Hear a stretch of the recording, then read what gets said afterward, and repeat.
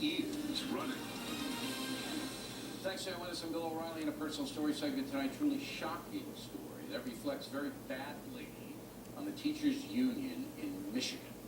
This man, 39-year-old Neil Erickson, has been sentenced to up to 30 years in prison for raping one of his male students for 3 years, beginning when the boy was just 12 years old. The boy's parents, John and Lori Jacnczewski, are angry and brokenhearted as the family has been torn apart by this. Adding to that is the fact that the Michigan Education Association, the union Erickson belonged to, continues to support the monster, demanding that he be given $10,000 in severance pay. I talked with the parents last night. Your son, at age 12, met this man, Erickson, right? He was a teacher, and he took an interest in your boy? Yes, he did. He was a well-known person.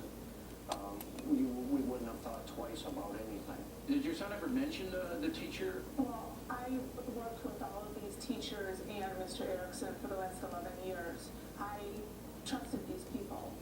And when they went to 6th grade camp, Neil Erickson was one of the teachers that went. My son was interested in iPods. They were just coming out, and Neil Erickson honed in on that and teaching him technology and just started grooming him from there. I thought he was just being a good teacher. I trusted him. Now I have that failure of suffering the rest of my life knowing I failed my son and didn't protect him. We both feel like we failed as parents.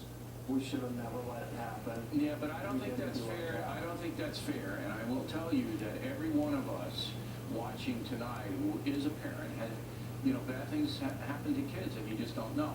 But what I want to get at is, did your son's behavior change? His behavior changed dramatically.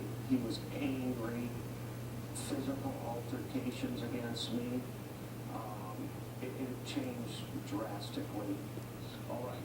There was nothing we could do that was right. Yeah, but and you didn't know because this guy, as many child molesters are, presents himself in a way that you couldn't possibly link it together unless your son told you, and he did not. Now, the guy's finally caught. He's sentenced to 15 to 30 years in a Michigan state prison. Is that sentence enough for you? The sentence between my wife and I was enough for us, yes. We thought on July 10th, that sentencing date, we would have closure.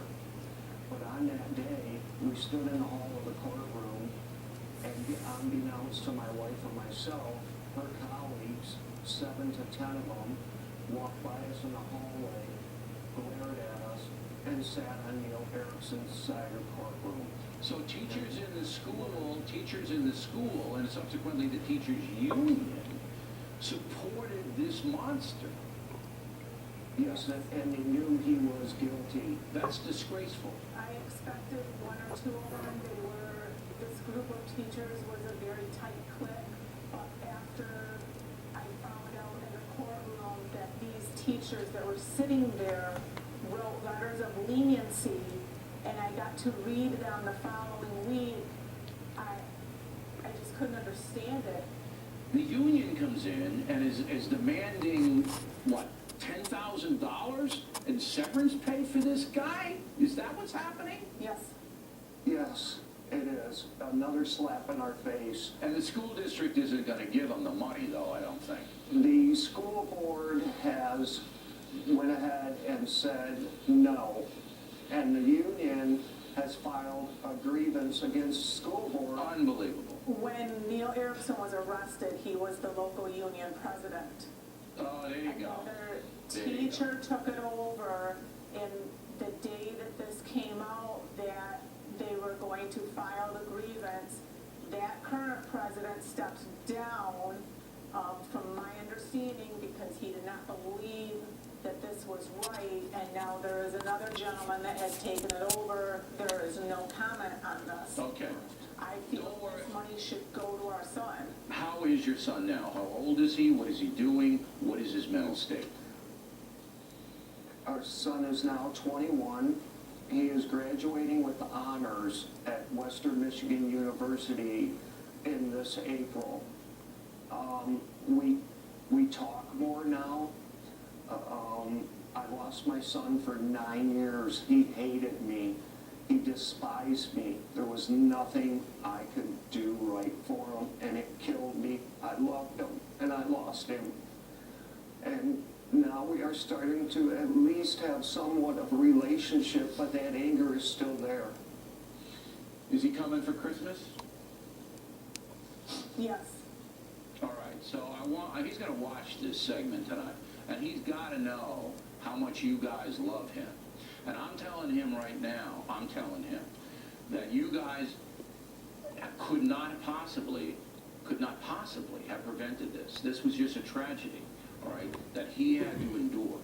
And that you are good parents, that you're going on national television now trying to right a terrible wrong, telling a story that's very difficult to tell, all because you love your son and don't want it to happen to any other son.